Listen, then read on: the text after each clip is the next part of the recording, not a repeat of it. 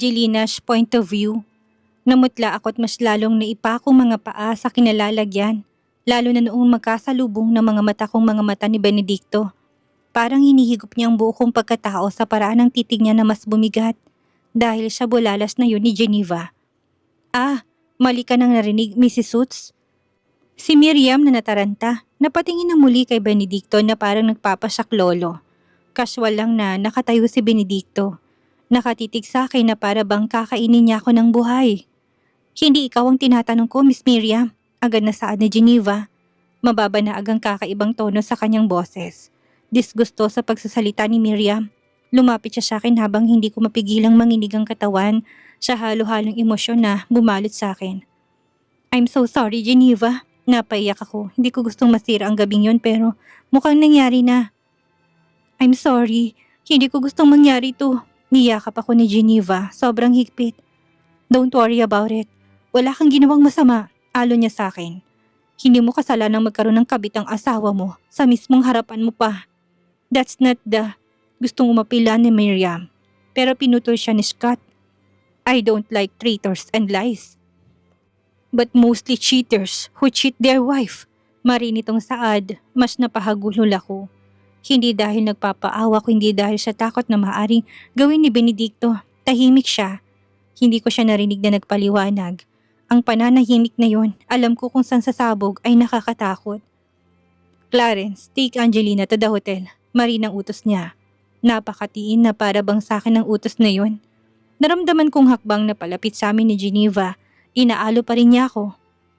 Miss Montenegro, my driver will send here. Marasa kong miling, hinuling mga mata ni Geneva. Huwag ka nang mag-abala, I'll go with Robert. Salamat, Geneva. Eka ako, lalo nagpakaroon ng problema kapag nakipagdiskusyon pa ako sa utos ni Benedicto. Mas magugulo ang lahat, galit na siya at ayaw kong dagdagan pa yon. Halos hindi ko sila tinignan na maglakad na ako palayo. Habang naglalakad ay gusto kong magpalamon sa lupa. Angelina, hinabol ako ni Clarence at pilit na inalalayan dahil hindi steady ang lakad ko. Iniwas kong braso kung gusto niyang hawakan. Lumayo ako sa kanya. Sinisisi mo ba ako dahil nasira ang gabing ito? Mahinang tanong ko. Buntong hininga lang ang narinig ko mula sa kanya. Pero ginusto ko bang sirain yun? Hindi naman. Mismo sa bibig ni Miriam nang galing ang lahat. If she's not mocking me, sigurado kong walang gulong ng ganun. Pero syempre alam kong ako ang sisisihin nilang lahat. Ako naman lagi ang mali. Hindi sila aamin na may mali sila. Nagtatampo ako kay Clarence dahil sa lahat alam niya na may asawa si Benedicto. Pero hinayaan niya magsamang dalawa. Napatigil ako sa paglalakad at natawa sa sarili. Wala pala akong karapatang magalit. Wala pala akong karapatang sisihin isa man sa inyo. Bulalas ko. Ako nga palang nagdala sa sarili ko sa sitwasyon na yon. Wala kang kasalanan. Nagulat ako na palingon kay Robert na nalabong hilam na mga mata ko ng luha. Walang may hawak ng pangyayari ngayon. Hindi namin alam na nandito ka. Kaya ba okay lang na ipakilala niya si Miriam? Hindi siya sumagot. Bakit nga ba nagtanong pa ako? Walang saysayang katanungan na yon. Isa lang naman ang sagot. Si Miriam ang gusto niyang ipangalandakan sa lahat. Si Miriam ang mahal niya. Tahimik ako habang nasa biyahe. Nang makarating kami sa puso ng syudad ay pinatigil ko si Clarence. Bumalik ka na doon, Clarence. Dito na muna ako. Gusto ko muna maglakad-lakad. Utos ko sa kanya. Gusto ko mapag-isa. Pero huwag ka mag-alala. Alam ko kung saan ako lulugar. It's my flight later. Kaya ko ng sarili ko. Sabi ko nang bumaba na sa sasakyan. Walang lingon likod na lumayo ako sa sasakyan. Naglakad-lakad ako na hindi alam kung saan talaga tutungo. Hindi ko alam kung saan ako dadalahin ng mga paa ko. Maaga pang gabi pero kay dilim ng mundo ko. Naglakad-lakad ako na blankong isipan. Wala pang ilang minuto ng tila malula ako sa dami ng ilaw at nakakasalubong na mga tao. Kasabay nun ng matinding pagsakit ng aking ulo na binabaliwala ko lang kaninang umaga. I know it's because I am stressed right now. Pero sobrang sakit sa ulo ko. Parang anumang oras ay puputok ito, parang minamartilyo. Nabitawan kong dala kong paper bag dahil hindi ko nakaya. Sa kalagitnaan ng mga taong yon, naramdaman kong panghihina. Hindi ko na alam ang nangyari pagkatapos dumilim ang paligid ko. You're awake? Nang hinang napakurap-kurap ako, nagulat ako na may lalaki sa harapan ko na nakatingin sa akin. Naibaling ko pala yung mukha ko nang bigla niyang nilapit ang mukha niya sa akin na parang sinisipat akong mabuti. Kumustang pakiramdam mo? Tanong niya pagkatapos. Pinoy siya, kahit na chinitot mukhang ibang lahi, Pinoy pala siya. Kaya kahit papano napanatag ang loob ko, tumayo na siya ng tuwid. Parang napapaisip at tumahimik, nakamasid pa rin ako sa kanya. Hindi ko maiwasang maramdaman ang swerong nasa kamay ko. Hindi naman malakas ang pagkakabagok sa ulo mo para malunok mo ang dila mo. Bulalas niya nang hindi pa rin ako nagsasalita. Nailagay pa ng daliri sa baba na para bang may binubuong puzzle sa mukha ko. Sumilay ang ngiti sa mga labi ko. Alam kong napansin niya yon dahil ngumiti rin siya. Nasaan ako? Paus na tanong ko. Doon ay malawak na siyang ngumiti sa akin. Hospital. Dinala kita dito after you fainted, sagot niya. So siyang nagdala sa akin sa ospital? Do you remember what happened? I just remember I had a terrible headache that time. Sabi ko na ikinatango-tango niya. Tumahimik ako nang biglang may pumasok na nakaputi. Singkit na singkit ang mga mata nito. May hawak na chart. Lumapit siya sa lalaking nagdala sa akin sa ospital. Kinausap to sa lengguaheng inchik. Lumapit sa akin ang lalaking Pinoy. He was asking for your consent. They need to do a CT scan. Napakunot ang noo ko. What for? Bumagsak ka kasi kanina. They just want to make sure na okay ka. That you don't hit your head really bad. Bumangon ako mula sa pagkakahiga. Pinakiramdaman kong aking sarili. I think I'm okay, sagot ko. Bukod sa masakit na katawan, wala namang masakit sa ulo ko.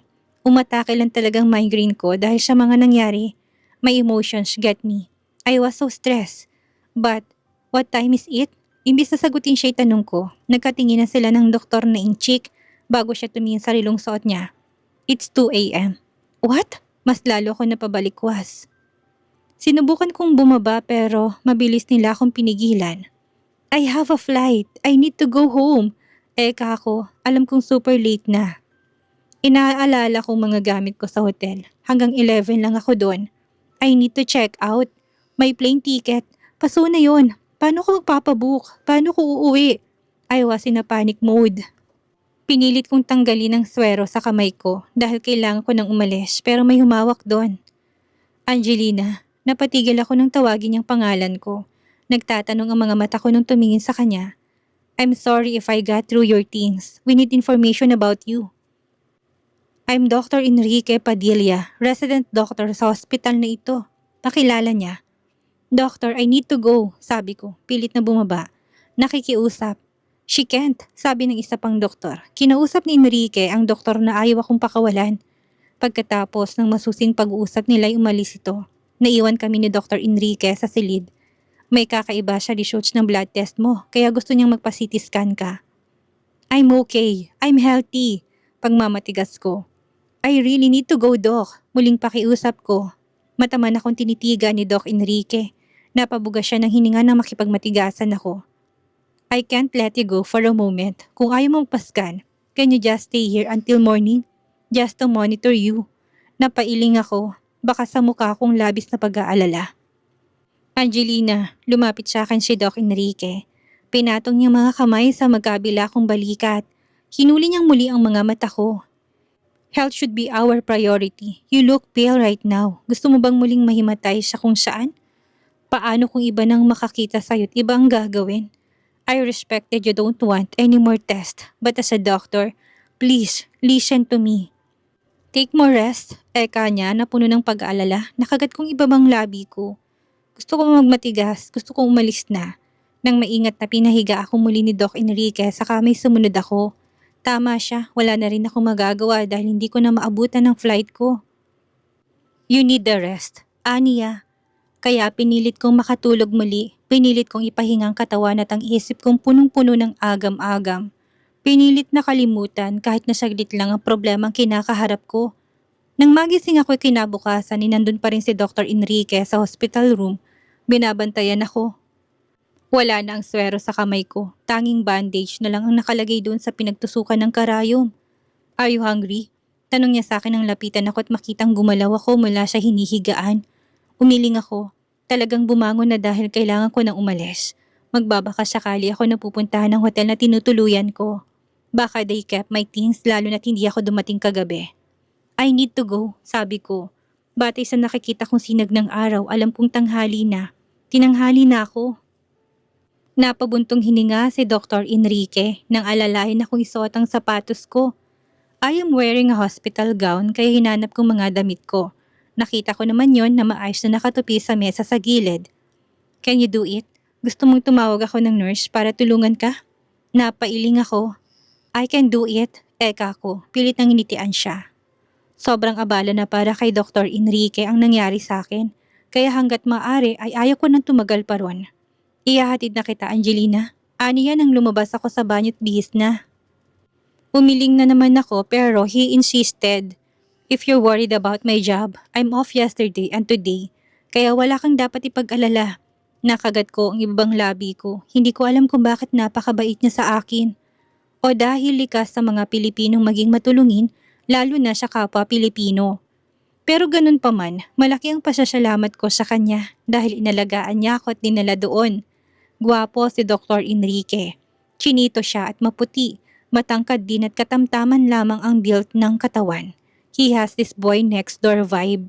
Mukha rin siyang mabait talaga. Inalalayan niya ako hanggang sa sasakyan niya. Don't worry about the bills. I'll handle it. Sabi niya na makasakay na kami. Pagpapasalamat lamang ang nasabi ko sa kanya. Wala akong kakayahang bayaran siya sa kahit na anong paraan ngayon. Kahit na sabihin kong hindi naman ako gutom, ay dumiretso pa rin siya sa isang drive-thru na sikat na fast food. Umorder siya ng sangkatutak na pagkain. I didn't eat breakfast either, sabi niya. Is it okay if I park the car for a moment? Let's eat first. Wala akong nagawa kundi ang tumango. Pasasalamat ko na lamang yun sa kanya. Tahimik naming kinain ang mga pagkain in order niya. Hindi ko napansin na naparaming kinain ko. Napatigil na lamang ako nang marinig ko ang mumunting pagtawa ni Doc Enrique. Tumaas ang tingin ko sa kanya, pinamulahan ako ng pinagmamasdan niya pala ako. Nahiya ako, unti-unting nag-slow down sa pagkain. Hey, just eat. Nawala biglang gutom ko dahil sa hiya. Busog na rin naman ako pero dahil sa hiya ay biglang hindi na ako nakakakain. I'm sorry, I messed your appetite. Hindi sa ganun, Doc Enrique. Call me just Enrique. Wala na tayo sa ospital at hindi kita pasyente. Ano yung nakangiti? Salamat, Enrique, sabi ko na mas lalong nahiya. Muli niyang binuhay ang sasakyan pagkatapos ng itapon ng mga basura na pinagkainan namin. May burger pa na natira na binigay niya sa akin. Kainin ko daw kapag nagutom ako. Sinabi ko kung saan ako naka-check-in na hotel. Salamat ulit, Enrique, sabi ko. Tinanggal kong seatbelt ko tumarap sa kanya. It's a goodbye now, ha? Ano yung parang may lungkot? Napakabuti mo sa akin. Hindi ko alam kung paano babayaran ang utang na loob ko sa'yo. Kaya salamat. Nagulat ako nang hawakan niyang kamay ko na nakapatong sa bag ko. Angelina, can you do one thing for me? If you would like to pay me, I want you to do the thing I say. Nagsalubong ang mga kilay ko dahil hindi ko siya naintindihan. Pagdating mo sa Pinas, get a general check-up. Make sure to take care of yourself. Natutula lang na patitig ako sa kanya. Ramdam ko na genuine siya sa mga bili niya sa akin. I am concerned about you. It's not important if we've known each other for years or just a day. I am a doctor, a concerned citizen, maybe a friend also. Please, make sure to give yourself a time to visit to a clinic or a hospital. Kinabahan naman ako sa sinabi niya. Pero alam ko talaga na nag-aalala lamang siya sa akin. Gaya ng sabi niya, doktor siya. Bilang pasyente, gusto niya na maging maayos ang health ko. I will. Thank you again, Enrique. Bumaba na ako sa sasakyan niya. Hinayaan ko na munang makaalis ang sasakyan ni Enrique bago ako pumasok sa hotel. Tila kay bigat na mga pa ako papasok. Hindi ko na rin alam kung may babalikan pa ako doon. Nagbabaka sakali lamang ako dahil naroon ang mga mahalagang gamit ko. Hindi ko rin maiwasang maisip kung nakauwi na ba sila Benedicto. Napansin kaya nila na hindi ako umuwi? Kagat-labi akong lumapit sa receptionist. Alanganin pa akong napangiti habang tinatanong kung nasa kanilang gamit ko. What room, ma'am? Tanong ng isa sa receptionist. Pilipina yon. Talagang siyang nilapitan ko dahil nahiya ako sa iba na magtanong. Room 515, miss, sagot ko. I know I should be checking out last night at 11. I had an emergency. Baka nakip niya yung mga gamit ko. Oh, bulalas niya nang i-check ang system nila. They tried to call you last night. Nahiya ako na pangiti. My phone died, sabi ko. Ngayon ko lang din napansin na patay na palang telepono ko. Baka nga kagabi pa yon. Ngumiti siya sa akin. Don't worry ma'am, all are good. May nagbayad na po for another one day for you. Napaawang ang bibig ko sa nalaman. Then my staff is still in the room? Ngumiti siya sa akin. Yes ma'am, it is Benedicto. Siya bang nagbayad sa room? Alam niya bang hindi pa ako umuwi? Pero imposible. Wala siyang pakialam sa akin. Baka nga kasama niya ngayon si Miriam at hindi na siya sa hotel na ito tumutuloy. Sumakay ako sa elevator. I still have time to think about how I can get home. My round-trip ticket was expired already. I should book a new ticket. Pero paano? I have money but it will not be enough. They gave me another keycard dahil ang dala ko'y nag-expired na. Nung binuksan ko ang pinto ay bumungad sa akin ng kadiliman. I never opened the curtains dahil ayaw ko ng liwanag ng umaga. Hindi ko rin iniwang bukas ang ilaw kaya naman talagang madilim sa loob ng kwarto kahit na umaga naman. I on the lights near the door bago isarang pinto. As I entered the room, nagulat ako nang may maaninag akong tao nakaupo sa sofa na nandun. Where did you go? Malalim, madiin. Seryoso. Boses na bumungad sa akin. Kahit na madilim, kilala ko kung sino yon. Gawain ba ng babaeng may asawa ang umuwi kung kailan niya gusto? Ewan ko, hindi ko maintindihan pero puno ng akusasyon ng mga kataga niya. Na para bang kasalanan ko pa, hindi ko siya pinansin. Hinanap kong nakahanda ko ng maleta. Nang makuha yun ay naglakad ako para umalis. Wala nang dahilan para manatili ako doon. You really are something, Angelina. Dumagungdong ang boses ni Benedicto sa loob ng kwarto. Napatigil ako. Hindi, natigil ako dahil mahigpit niya akong nahawakan para pigilan. He even got my luggage and threw it somewhere else. Ano ba? Asik ko. Pero nagulat na lang ako nang bigla niya akong hilahin at itinulak sa kama. Bago pa man ako makabangon ay nakabubawan niya na ako. Nagpumiglas ako pero madali niyang napigilan ang mga kamay ko papunta sa itaas ng aking ulo. Napangiwi ako dahil mahigpit niyang nahawakan ng kamay kong pinanggalingan ng sawero kanina. Naluluhang pinilit kong kumawala. Benedicto, but I can't get away from him. Bigla niya akong sinibasib ng halik, mapagparusang halik na yon. And I don't enjoy it. Parang pinupunit niyang mga labi ko. Please, don't do this, pakiusap ko. Nang saglit niyang binitawan ng mga labi ko. You're my wife, isn't it? Why should I stop? You need the punishment, Angelina. Usual niyang, bago ko maling siilin ng halik, mas mapagparusa. Mas may gigil. His other hand tried to pull my pants down. Wala akong magawa kundi ang humalinghing. Hindi sa sarap ko hindi dahil sa takot at kahihiyan. I know he's doing this just to punish me. Gaya ng sabi niya, he's humiliating me as his wife. Nanginig ang buo kong katawan sabay ng mga luha kong nagunahang pumatak. As he kissed my face, alam kong nalasahan niyang alat ng luha ko. Doon siya tumigil, doon siya natauhan. Bigla siyang umalis sa ibabaw ko. Ako naman ito magilid at niyakap ang sarili habang humahagulhol. Hindi niya malang inalam kung bakit nga ba hindi ako nakauwi. Anong dahilan na hindi ako nakapag-flight. Ginawa niya lamang ang gusto niyang gawin. Gusto niya lamang akong parusahan. Lumundo ang kama. Naramdaman kong naupo siya sa paanan. Sunod-sunod na buntong hiningang pinakawalan niya habang sinasabayan ng mga hikbi ko. You ruined everything just now. You want to be my wife? Akas my wife. Pagdating natin sa Maynila, hindi ka na magtatrabaho. You will be a housewife. Panindigan mong kagustuhan mo maging asawa ko at manatili sa tabi ko. Mabibigat na saad niya. Tumayo siya, may nihagi siya sa akin bago tuluyang umalis sa kwarto. Hindi ko alam kung ilang minuto akong yakap lamang ang sarili at hindi kumikilos. Hindi na lang yata minuto, inabot yata ng oras. Napagod na lang akong umiyak, nanghihinang tumayo ako para buksan ang ilaw sa mismong kwarto.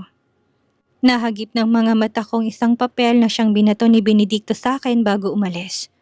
Pinulot ko yon. It's a return ticket. Mamayang gabi, nakagat kong ibabang labi ko at napatingala sa kisame. Anong gagawin ko? Tanong ko sa isip ko.